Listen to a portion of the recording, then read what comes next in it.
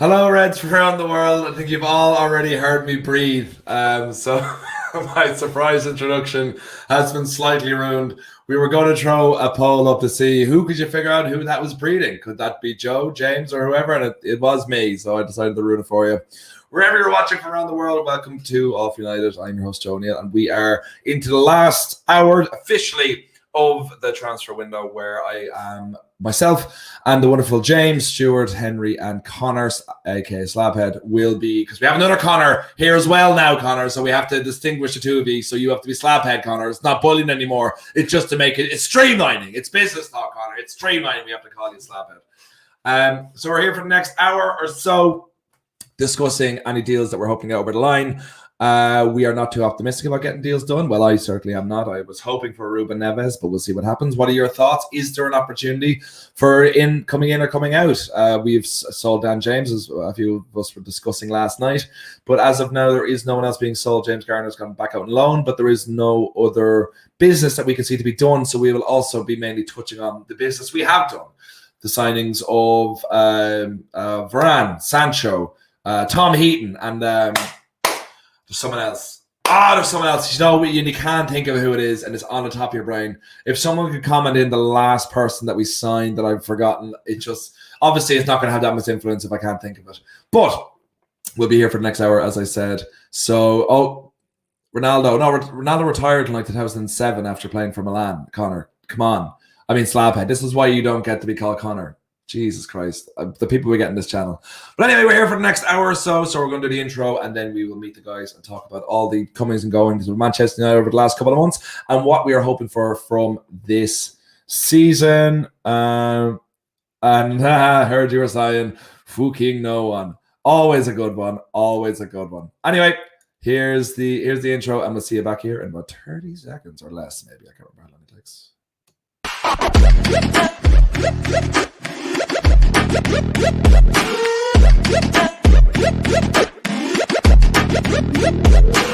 Click subscribe to get daily Manchester United content from passionate Reds, only on All for United.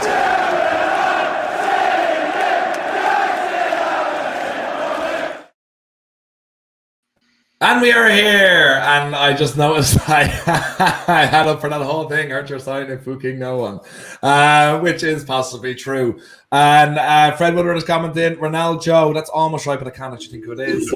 And how are we, lad? We are fantastic. We are here with four great Manchester United fans discussing what we're hoping to happen over the next hour. Will anything happen? Is there anyone we missed out on today? And what the signings we have confirmed done and the sellings that we've confirmed done mean for this season. So we go to you first. James, do you expect any business from Manchester United over the next hour?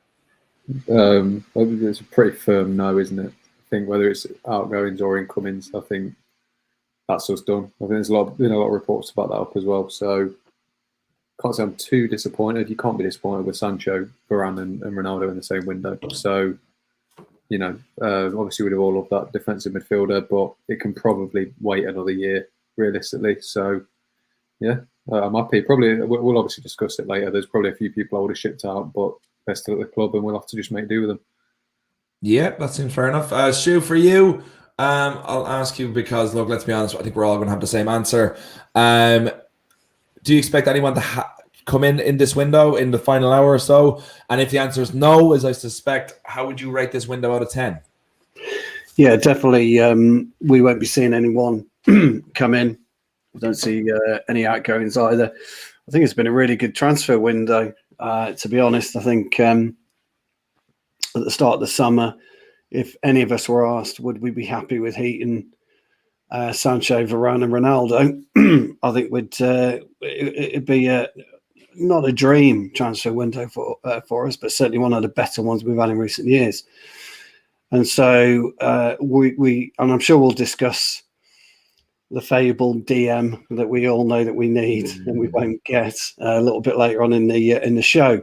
But I think and I genuinely mean this, I think any fan out there that thinks we've had a bang average to poor transfer window, take your head out your arse, because you really need to start looking about what Ollie wants to do now in squad shaping and things of that nature. And that's really what Daniel James was. It was a business decision. It was a squad shaping decision, and he would have had less chances, with Ronaldo and Sancho coming in. So all in all, I'm pretty pleased. And how would you rate the window out of 10? I'd give it a 8.5. Perfect. Okay. And guys, in the comments, get your thoughts in. And wherever you're watching this, we have a good amount of viewers. Get your thoughts in the comments of how you would rate this window out of 10 and who was your favorite signing. And obviously, Tom Heaton's everyone's favorite signing. So aside from him, who's your favorite signing? Henry, coming to you.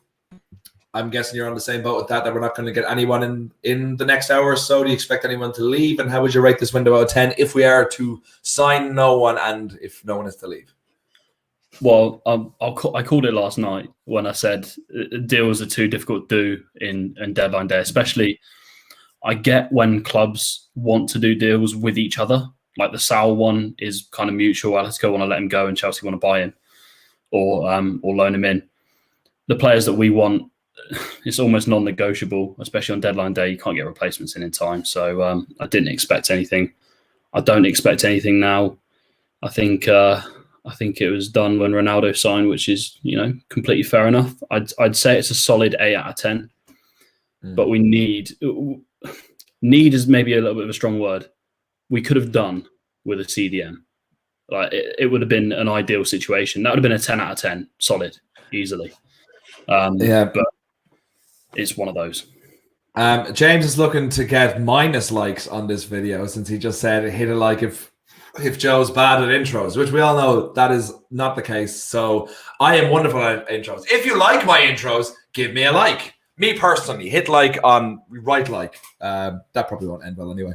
But Connor, for you, how would you rate this window out of 10? Do you think there's any deals that'll be done? I figure it'll be a no across the board. But how would you rate the window out of 10? Yeah, it's a solid 8.5. I think, to be honest, if we hadn't assigned Ronaldo, we probably would have got a midfielder in. If I'm being totally honest, I think the Ronaldo 2-year deal would mean next season we probably won't go for a striker because Ronaldo will still be around, and then maybe the season after that or the summer after that we'll go for a striker. So then the money next summer will be for the midfielder that we hopefully want. So it's been a solid. I don't, like Stu said, how can you complain? Heaton, good keeper, good solid backup. We've now got 4, you could argue, good keepers. Varane, we needed a good centre half to go alongside Maguire. We've got that. We've fixed the right wing problem finally after 7-8 years of not having a person out on the right, and we've signed the best player of all time to go up front as well to add even more of a threat going forward. So I don't think you can argue with any of the business we've done. Yes, we all wanted a midfielder. Yes, we all wanted a proper defensive midfielder in there, but the team and the signings we've made speak for themselves. It's still been a very, very good window. And if you'd have told me at the start of the window that Dan James would have been funding almost a Ronaldo deal, I mean, we all would have bloody laughed at you. So, yeah, it's been a good window. Solid 8.5, 9 out of 10 for me. Yeah, that's absolutely fair enough. I think we'll start from the back, looking forward. Look, we all know Tom Heaton is signed as, I guess, third choice keeper, whatever you want to go with, a good Premier League level goalkeeper. Well, in his prime, loads of experience, a third choice goalkeeper. I think it's all of our dream job. You earn about 20-30 grand a week. I do fucking nothing. So that is all of our dreams, absolutely. But aside from that, yep, great to have him in as that kind of coaching or third choice goalkeeper. So then you big forward, and for me, I think this is the signing of the summer. Across the board is Raphael Varane. I think he's been overshadowed and will be overshadowed because it's not like a Van Dijk who was bought for 75, 80 million. That was so much pressure on that. And there was obviously the controversy that happened beforehand. And obviously he's not a striker like Ronaldo or Sancho with big money going as well. For the fact that he's a multiple Champions League winner, World Cup winner, and is brought in to seal up a defense, which I think has been improving anyway. And then I think he had a masterclass against Wolves where he didn't have to do anything because he just stopped things happening before they could become a problem. I think the only time anything they didn't get by him, but Maguire got nutmegged and he shielded that. But aside from that, he just cleared everything and created good opportunities and also got the assist. So for me, I think he's going to be the signing of the season. But for you, James, what does Varane have to do to be a success? We'll even say in his first season, if not overall. Just win the occasional header, then he's instantly better than Victor Lindelof. So that's the ground's pretty low for him. But for 30 million initial fee, it's very hard to go wrong, isn't it? We all know a player of that talent is going to have to something's going to have to go spectacularly wrong for him to have a bad season. Especially with the debut he had as well. He seems to have slotted right in there.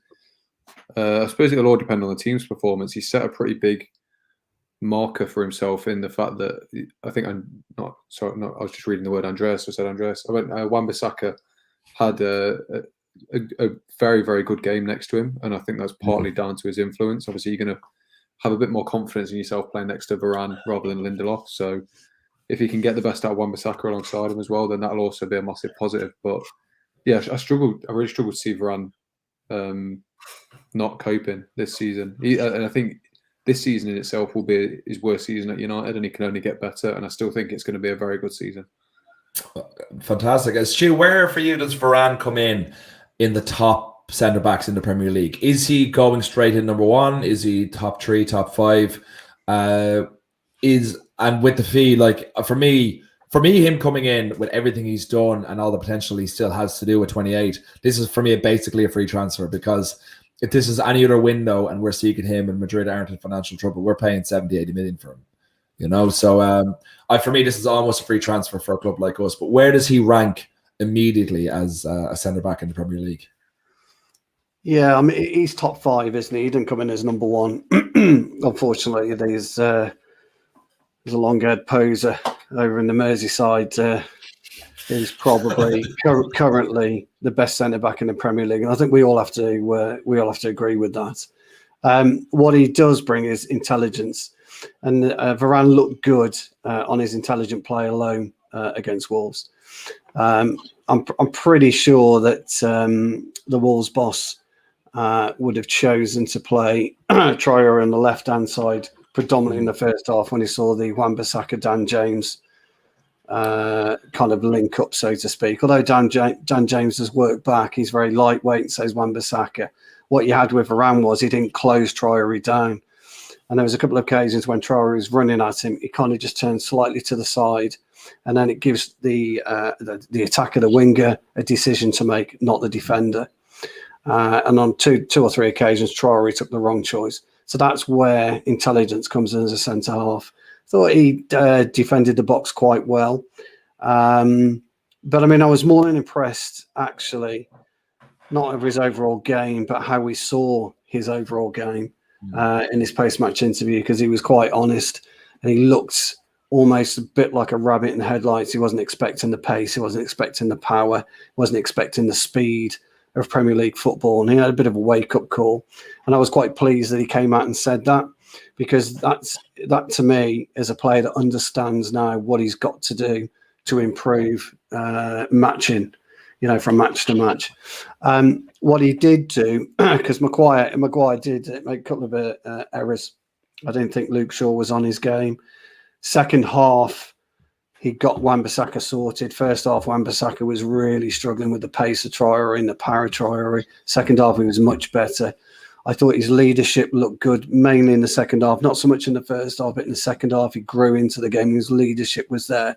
And you could see we looked more of a better and more balanced back unit in the second half. But look, that's all about Varane having a first game. It was always going to be a nightmare for him. There's no way, unless somebody can tell me a player in the Spanish league, you've got somebody of the power and the physique of Traore rushing at you like a freight train. It just doesn't happen. So I was really impressed with him.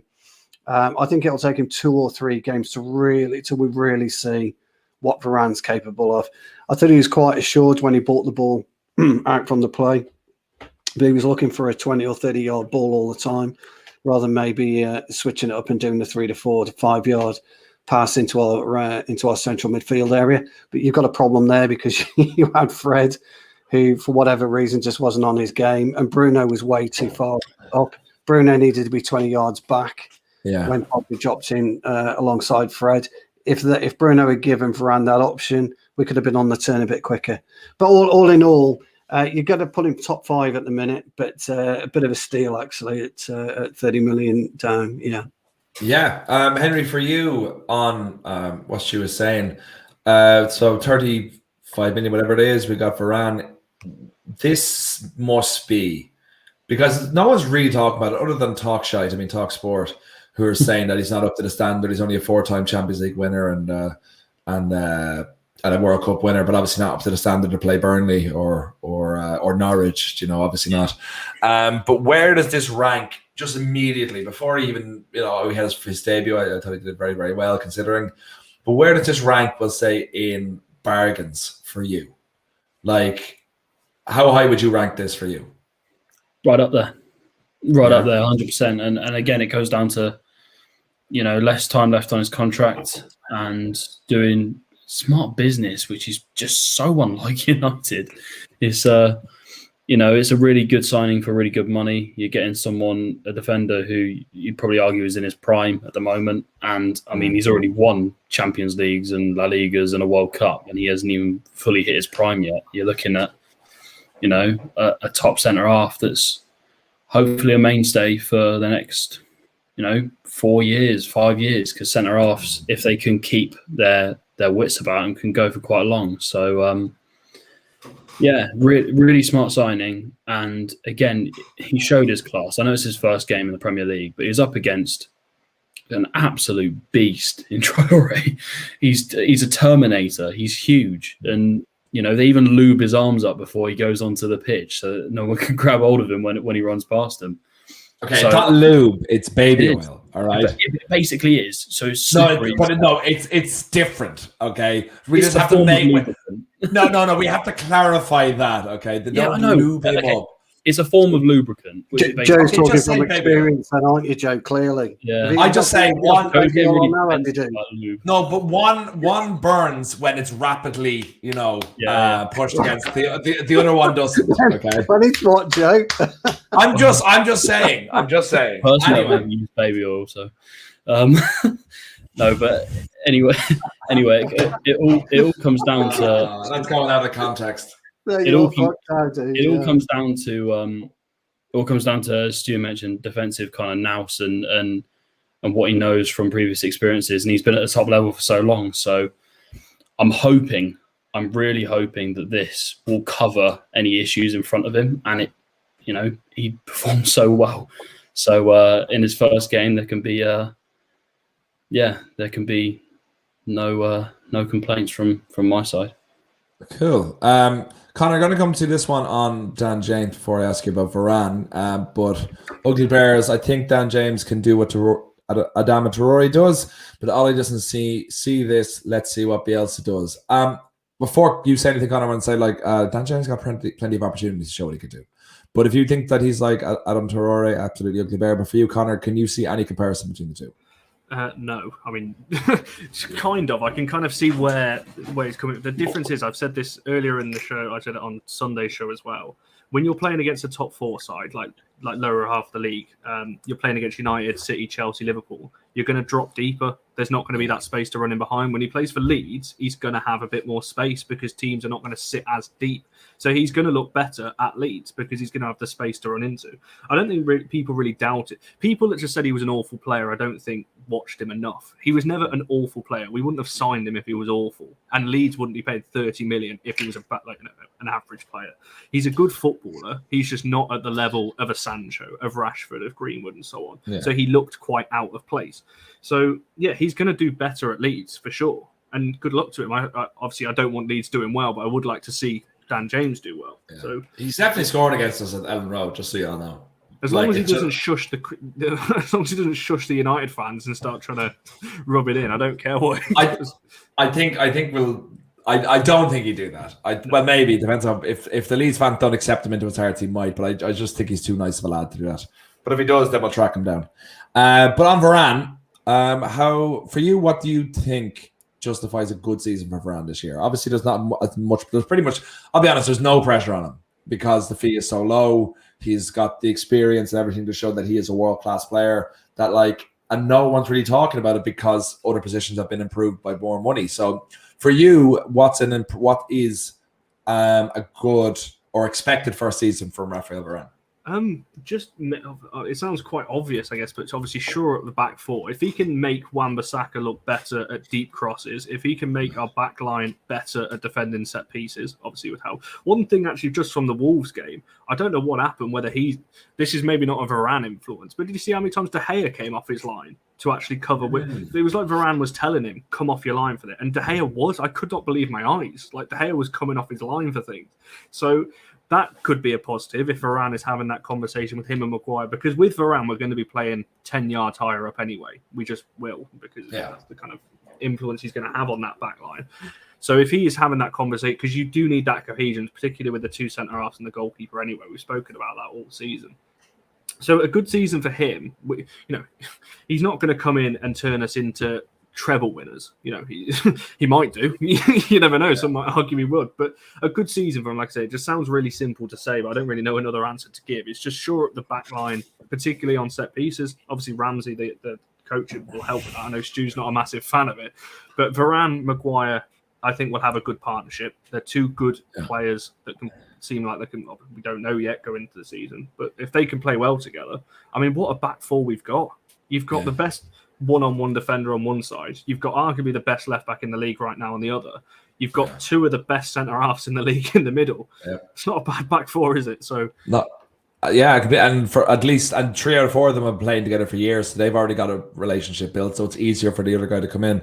And David Archer just has a comment here. Nobody should worry about Dan James celebrating against United. He's no longer a United player and can do what he likes when the football fans become so sensitive. LOL. I think what Slabhead was saying, and I agree with it, is not so much him celebrating, because I don't give a shit if people celebrate against us. Obviously, you'd want legendary players like the likes of when Beckham came back or Ronaldo and he scored against us. We'd like to see him not celebrate because of the history of the club.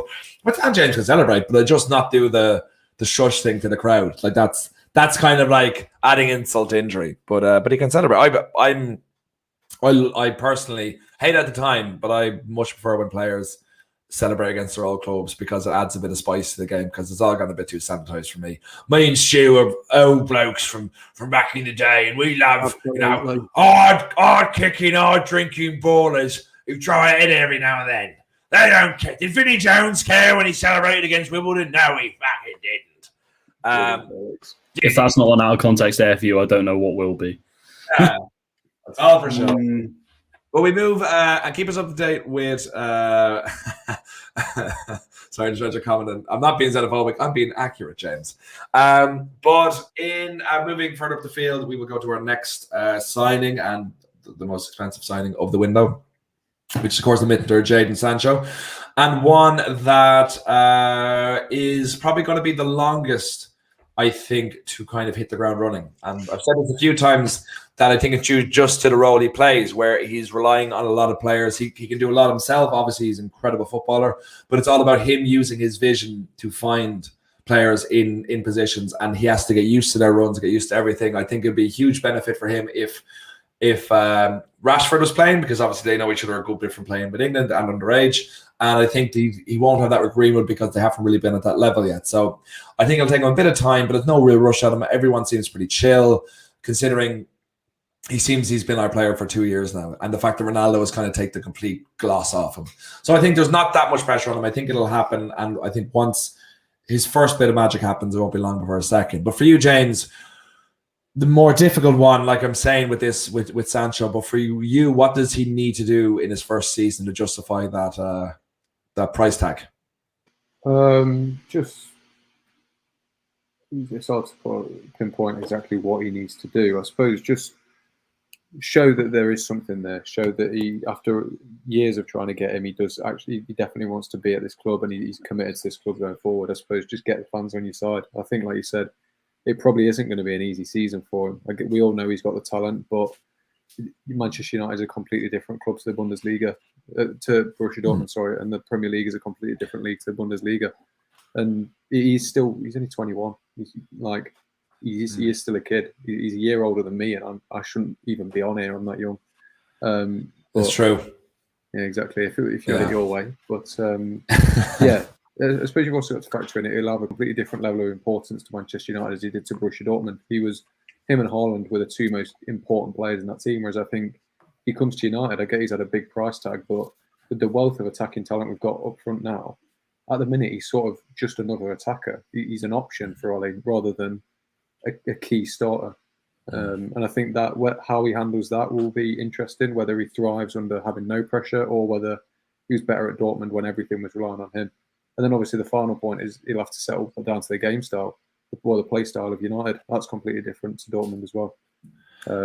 Obviously he thrived in having wing backs overlapping him. You're not going to get that with Wan-Bissaka, especially to good effect. So he will come good. Whether it'll be this season, I'm not entirely sure. I do hope so, but he just, if he can have a mediocre season, prove that there is definitely something about him, prove that there's progression towards settling in, and maybe get a few important goals or assists here and there in big games, then I'd count that as a very, very successful season.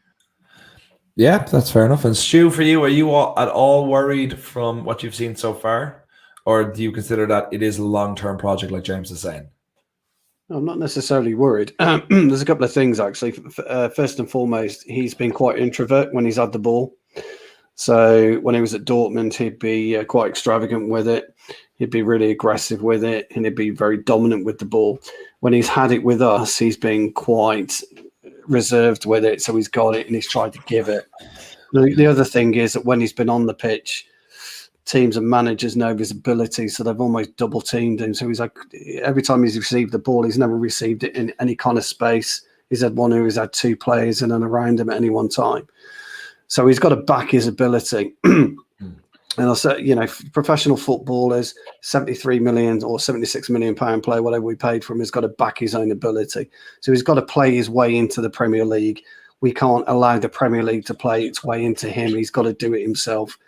And he's got to want to do it, and he needs to get up to speed in the next 3 to 4 games. He knows how English football works. He was spoken to Rashford, Lingard, Greenwood, so he'll know what to expect. Varane potentially won't know what to expect and didn't know what to expect when you come to play someone like Wolves. But there's a definite talent in there. But he's just got this. I think he's got a bit of a shroud around him at the minute where he just doesn't want to show it, or he's frightened to show it. He's frightened to almost take that extra yard. And when you pull on a Man United shirt, you've got to be brave. And managers have spoken about that in the past, ever since Dave Sexton was talking about Stevie Coppell. He was a flying right winger when we played the 4-4-2. You've got to be brave when you pull on the shirt. And Sancho's the same, really. It is a free hit. James is right. It is a free hit, but he shouldn't be thinking it's a free hit for him. Yeah, he's got to be thinking, hold on, I've got to justify why I'm pulling on the red shirt. Forget the money. The money is an irrelevance. Why am I pulling on the red shirt? Why have they chased me for 2 years? I've got to start showing it. So he will get into it. I think him going away. He got called up, didn't he? I haven't seen the England squad. I presume he got called up. I've not really seen it. But 2 weeks away might just be, or 10 days, whatever it is, might do him the world of good. He comes back, and I think you'll see him start against Newcastle, and I think he'll have a better game. But at the moment, the way that Wolves played us, although they attacked us quite well on Sunday, they dropped deep very, very quickly as well, and it just crowded out. Sancho was crowded out every time, so he's got to be a bit more cuter. Got to look at his surroundings a bit more. Got to understand his spatial awareness a bit better. But once he does, he'll be absolutely superb for us. But I expect to see him kick on this year. Henry, for yourself, Stu mentioned there the England squad. Like, he rarely featured. Obviously, there's a famous moment he featured in, which I thoroughly enjoyed. When I was watching him as an England player. But do you think? Were you a bit concerned at the fact that what he was rated at that time as about 105, 110 million pound player was not getting into the England squad? Now you could say the same thing about Grealish, which I think you might, but he was also used, you could say, very effectively by coming off the bench to kind of really see out games and really create something when they might be in trouble. So were you a bit concerned at all for the fact that he wasn't seen as at that price as starter for England during the Euros? Not at all. No, not at all. I think Southgate just saw Borussia Dortmund next to his name, went Bundesliga, no thanks. So honestly, I just the players that are all playing, they're all Premier League players, and they're all going to be Premier League players. We'll see a massive shift in 6 months' time if he starts doing well at United. he sees a difference. Southgate sees a difference as doing well at United and doing well at Dortmund. He'll see a huge difference in that. And I personally don't know why, but that's the way he'll see it, I think. And we'll see more game time for Jadon Sancho for sure. He's a good player. He's a good player. And him not having a great first game was just, like, honestly, people slandering him after not having a good first game. What else is he supposed to do? Like, he just had a average first game. He's betting into a new team. You know, forward positions are still quite difficult to play if you're going into a new system. And Dortmund's system was get the ball to Sancho and then get the ball to Haaland. It was a pretty kind of one-dimensional way of playing football. So he'll have less of the ball at United. But Ronaldo's come in. He's got the pressure off him now. He's no longer the star boy, the £73 million man. He's he's now going to be the backup to Ronaldo in the sense of superstardom in that side. So it'll take away a lot of the pressure, and he can just do his thing. Just have fun, do his thing, and I'm sure we'll see the best out of him because at Dortmund, a phenomenon, and again, moving from one league to another, it's not easy. So give him a little bit of time, let him bed in, let him settle in, and we'll see a world-class Jadon Sancho. I hope this season, but if it's not this season, if he has a kind of average betting in season, then so be it. And he's on like a 6-year contract, so there's loads of time. Yeah, we have a question coming here from Neil. Is it possible that Sancho could be because stunt the growth of likes of Diallo and Greenwood, etc. and all? Connor, what are your thoughts on that? Greenwood, no. Ahmad, potentially. It's obviously a shame for Ahmad because obviously he was supposed to go out on loan. The injury has kind of put a stop to that. It'll be interesting to see what they do with Ahmad, actually, because he's too good to drop to the 23s. But then we don't really want him sat on the bench, not playing any games for a whole season. So if he does, he'll move in January if he doesn't drop to the 23s, for sure, on a short-term loan or a year loan. So no, he won't stunt Greenwood's growth because, I mean, to be honest, Rashford's got to play himself back into the team because the form Greenwood's on, why should Rashford just walk back into this side? So I think Greenwood, no, like I said, but Ahmad potentially. I mean, Ahmad probably is going to struggle to get a game anyway. Like even if Sancho wasn't there, even if you just had Ronaldo, Cavani, Rashford, Martial, and Greenwood, Ahmad was going to struggle to get a game. So I don't think, it's not going to stunt the growth. Ahmad's still very young, but it's going to be difficult for him. It's like I said, he's too good for the 23s. Now, most obviously players that age would drop to that level, but we say this a lot. The difference between the 23s and the first team is so big, and he's far too good for that level. So I don't really know what we're going to do with him because I said it's so unfortunate the loan move fell through because of the injury he picked up. So for you, then, what is a great season, or we'll say an acceptable season for Sancho this year? I think before Ronaldo, I would have said between 10 and 15 goal contributions. I think with Ronaldo, you've got to be looking around the 20 mark, just because I think what Henry was saying there is bang on about Sancho would have been the star man and everyone would have been looking to him, double mark Sancho. Whereas now, teams are going to be looking, oh, right, I'll mark Ronaldo, but wait, hang on, who's getting Sancho? Right, okay, I'll get Sancho and Ronaldo, but then who's getting Bruno? There's going to be so many players to watch out for that Sancho will have more space when Ronaldo comes in. So, I think you've got to be looking around the 20 goal contribution mark, so between goals and assists. I think that would be considered a good season because, I mean, let's be real, he could be just swinging balls into the box with Ronaldo in there. I mean, you've got one of the best finishers in there. And like I said, he's alongside Greenwood as well at the minute. Pogba and Bruno behind who could also got a good strike on him as well. So, I think you've got to be looking around the 20 goal. Not 20 goals, but 20 goal contributions. That's fair. Hammer coming in. What the hell is Joe doing here hosting? I have no idea. I just woke up, Hammer, and I was hosting. The thing began, I was breathing, and then that's how it started. So that is Sancho. I'd be the same. I just think with Ronaldo, especially coming in, and with the attacking talent that's around him, that it needs to be in around the 20 goals and assists, and just playing well. That's it. Like it's hard to really know. It'll need a betting in period, but I think when it comes good, it will come fantastic. But then we go to our final transfer. As I joked before, I couldn't think of his name, but of course it is the legendary Cristiano Ronaldo. So I think the first thing is, James, how does this affect our team? How important is this signing? Because for me, I've seen it like this is the most important signing United have made since Cristiano Ronaldo. But I think it's more so the likes of, if it works out well, it could be Eric Cantona, just someone who comes in and completely and utterly changes the atmosphere in the dressing room. Because Bruno obviously has been a sensation since he signed. No, he's been one of the best players in the world. But like, no one has a presence ever like Cristiano Ronaldo could. So where for you, how important is this signing?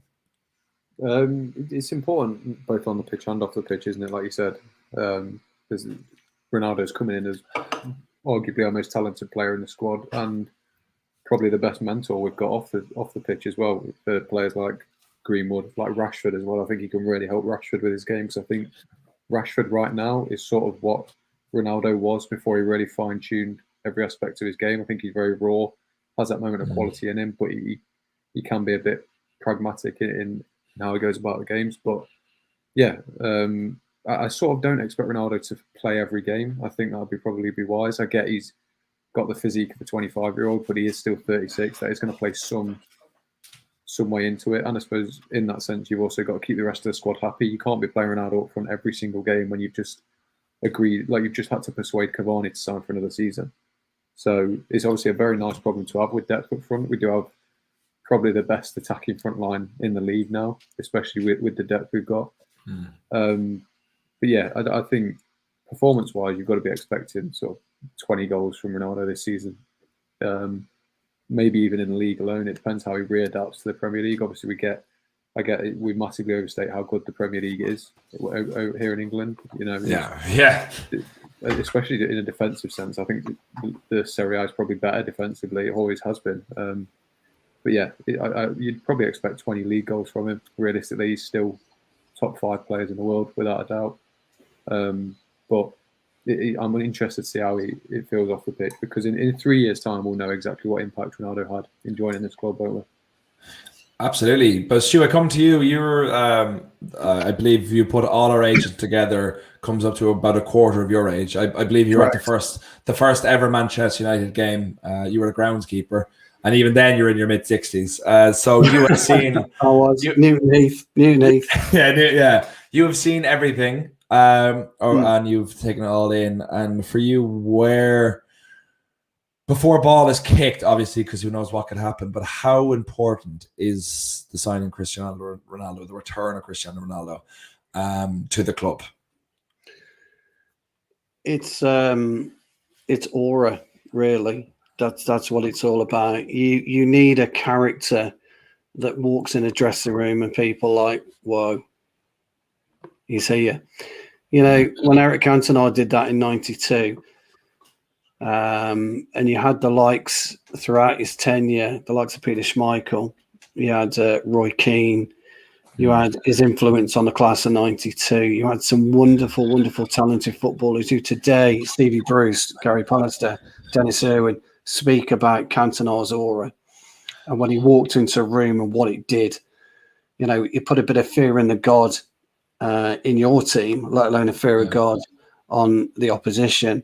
And Cristiano Ronaldo gives us that aura. Look, people can talk all day long about his age.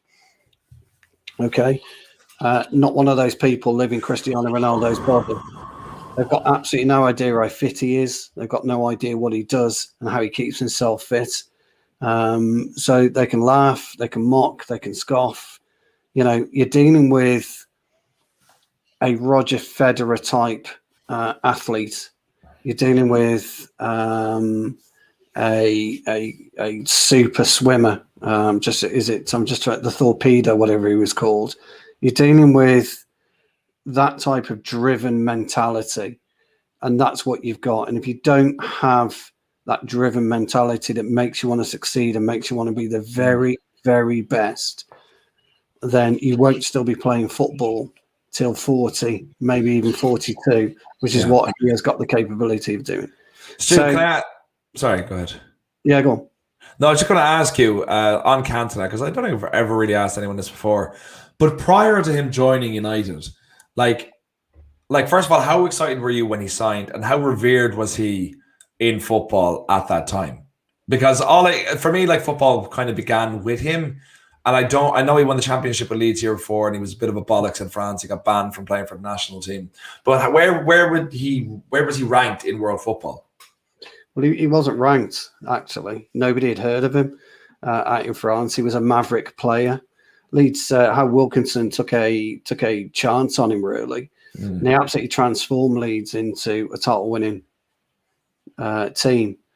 But he had a bit of everything about him, did Cantona. He had this kind of Gaelic temper. Yeah. And you never knew what it was going to do. You never knew when it was going to erupt. But he had this almost peacock aura about him, you know. And I joke about, you know, when I play football, I take the pitch like a peacock.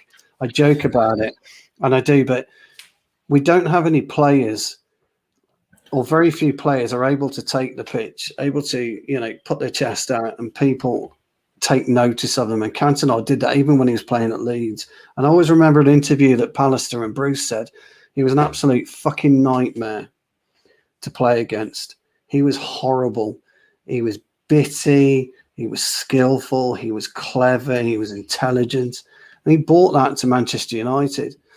And Cristiano Ronaldo is very, very similar. When we played a friendly against him at Sporting Lisbon, in Lisbon, and the players came off raving about him, and they were begging Fergie at that particular time to sign him. Now, we all know that the Cantona deal was more of a fluke. But at that particular time, nobody knew what was going on behind the scenes, and that Leeds were desperate to offload him.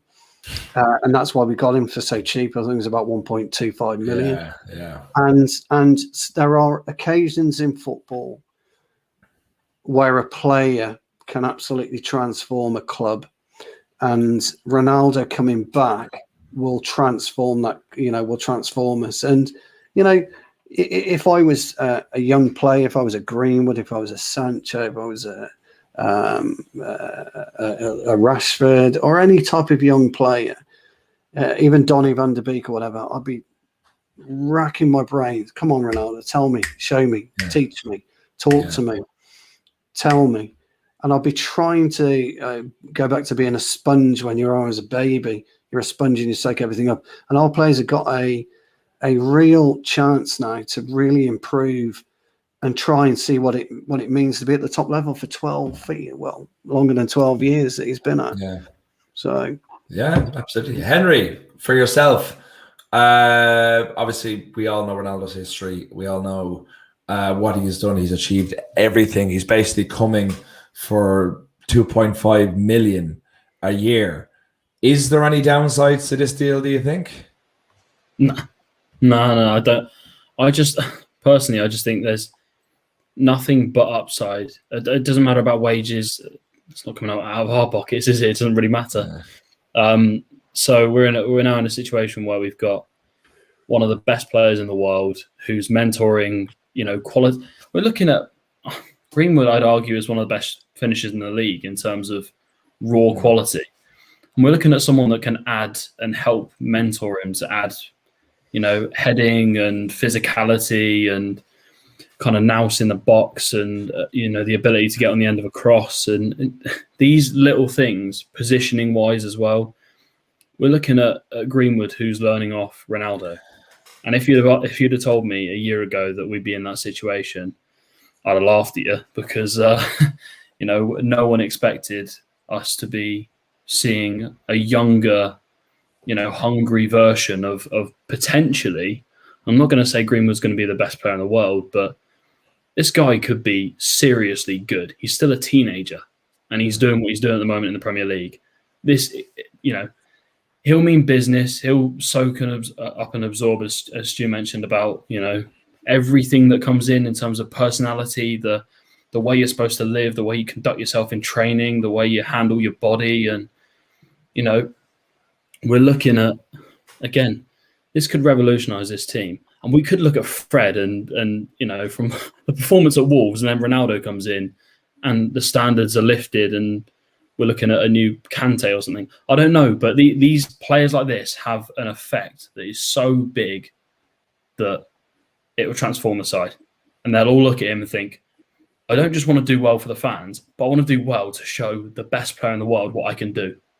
Just imagine having that, and you're learning in spades about football at top footballers every day, and again, it's just an aura, and the whole team will be lifted. So we could be looking at a side that he'll push them all the way. He doesn't come here to get wages and get some money in the bank. He doesn't care about money. He's got enough money.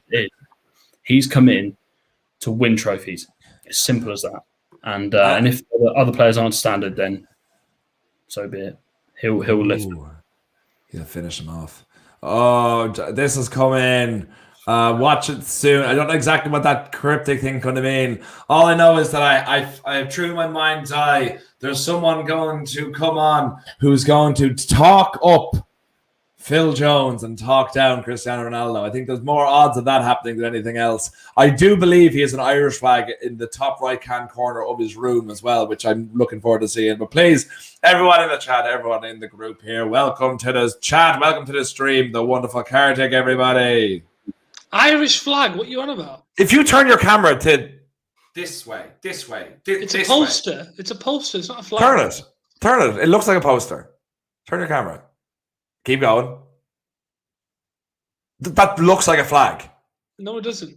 Yes, it does. Like a flag. You're going blind, Joe. I'd say it looks nothing like a flag. It looks everything like a flag. Right, has the deadline passed yet? No, we've not. Well then, I'm here too early, so we'll just talk about something else. What are we talking about? Okay, Phil Jones in the 6. Signing you in the 6. Signing you in the 6. Yeah. Signing me in the 6. I'd be happy to play in the 6. I could do a job there. Sure. I saw a picture of Kartik the other day because I follow him on Instagram, and he is actually freakishly big. It really freaked me out how tall he actually is. Like, he's really tall. I haven't met him in real life. I wouldn't know what to do. I'd just turn and run. You look the same height as me. Yeah, but you must have been surrounded by people who were like 4'11" because that was. Oh yeah, I was. What height are you? One of them actually was 4'11". Hey, what height are you? I'm 6'3". Me too, but I don't know what it is. I always presumed, or maybe I'm 6'4", that you were always like 5'6". I always presumed that you'd be like my little buddy whenever if we were ever to meet up. I thought I'd put you in my pocket and be like, "This is my Kartik. Everyone say hi to my Kartik." How tall is everyone on here? Like, just genuinely, because I have no. I know obviously James, but this is just Sunday. This is a James. Are you 6'3"? Sort of topic. Yeah, Henry can actually back me up on this because Kartik didn't believe me. He's 6'3". I'm slightly taller than James, but he is. Yeah, but Henry, you look like you're taller. I'm 6'4". Connor, I'd say you're not. Connor, you're not 6 foot. No, I'm 5'10", maybe. Ooh. You're normal size. You're normal size, Connor, like me. There we go. Shoes are proper set off. Fucking too right, mate. It doesn't matter what size you are when you're giving a knee to the guy in the back. Absolutely. You fucking know it. I nailed on Ed. Me, Connor, normal size, me. You really sound like an Irish bloke trying to do a British accent. I'll give you that. That's probably the best compliment you've ever given me. He can't pull it off, can he? I can pull off a lot of things. Connor, for yourself on Ronaldo. What does he have to do to live up to his reputation this year? Are we expecting anything too much, or do you think people are really expecting another 30 odd goal Premier League season or across the board? Like what can we expect from him to even live up to a reputation that's good enough for us? Yeah, I mean, hopefully there's enough people that have watched him recently to know that he's not the player. I'm sick of hearing that. Oh, he's not the player when he left. Well, of course he's fucking not. That was 12 years ago, So of course he's going to be a different player to when he left. But if you watch him, obviously, at Juventus and his last stage at Madrid, we're getting still a bloody good footballer. I don't know why people keep saying, oh, he's not the same. Well, fuck off. Quite honestly, I'm getting sick of hearing that. So sorry, I had to bloody rant about, because even on Sky earlier, that's all they were saying. Oh, he's not the same kind of thing. But in terms of what you're saying there, I think you asked kind of whether he's going to be 30 goal a season strike, whatever. It's like what I said earlier. He's going to win 6 or 7 games just from being himself. just from being double marked and allowing space for Sancho, Bruno, Pogba, Rashford, Greenwood, whoever it is, just from being him. That's what I mean. He's going to win us games just on his own. That kind of mentality. Like I said, I think Stu said it on a show a couple of days ago when we signed him. You think of what Bruno's like on the football pitch. Ronaldo's going to be 10 times worse than that in terms of demanding from the players. So I think, like I said, he's not going to reach I don't think he's going to reach 30 goals in the season. But he's going to score 50, Slabhead. I think realistically, I think you're probably looking between around the 20 mark. But like I said, he's going to win games on other attributes as well. So I think it's not just going to be about. He'll score about 20 headers on. He'll score about 20 headers alone. I thought you were going to say just against Norwich then, which he probably will. Yeah, probably will. Most of his goals just against Norwich. I just want to see him dunk on Ben White, so shut all those pundits up. Dunk on Ben White. Too easy.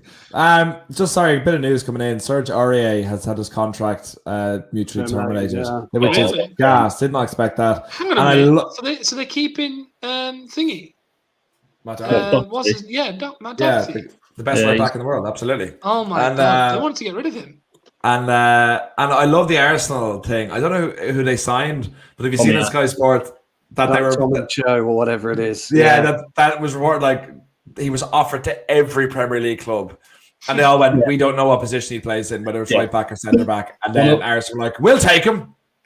It's the fact that he said one of the agents on the deal has basically said we offered him to everyone, no one wanted him, and no one knows what position he plays. Oh yeah, because one of the agents they don't know what position he plays.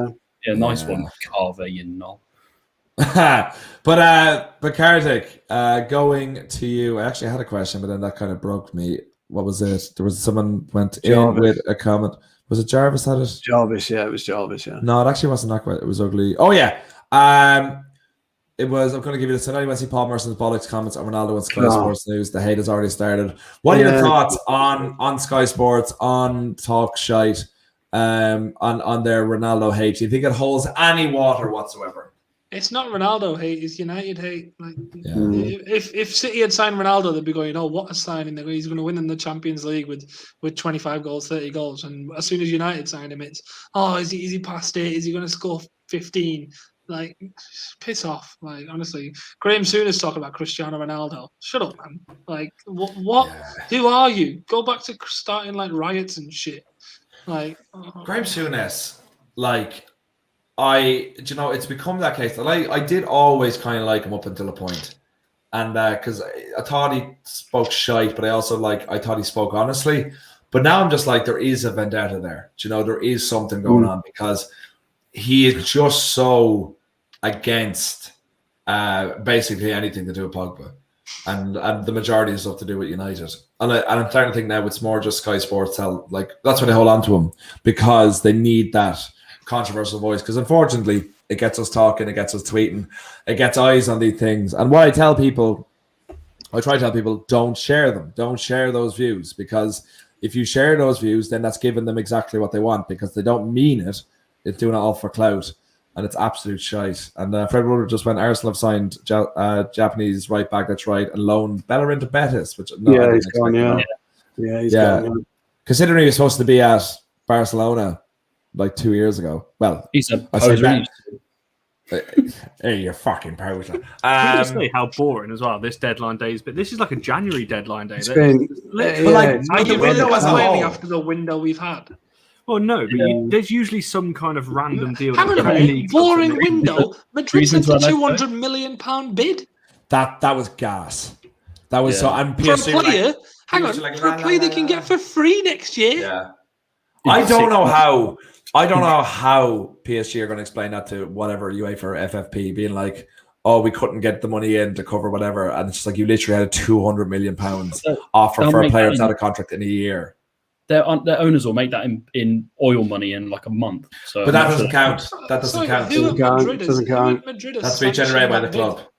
No, I mean, in terms of their owners don't care about the money coming in because they can spend what they want anyway, and they'll just pay UEFA 10 million to shut up. What City did essentially. Just one thing on Fred Woodward. Good at Saul. Let's go on to Chelsea. I'm not good at it, and also he's probably not going either. Yeah, I'm not bothered about that. Yeah, I'm not bothered about that. Terrible dead baller. next. Yeah. FFP means nothing to them, and like the money has to be generated by the club. It'll be funny for me to watch them. Well, we'll never watch them, but trying to explain how they couldn't match FFP when they had the £200 million. Now, also, I don't think Madrid had the money at all. I think they were making that offer knowing it would be rejected and knowing they could get them on free, but just to save face with their fans and all, being like, look, we're doing better than Barcelona. We can spend 200 million if we want. But they definitely couldn't.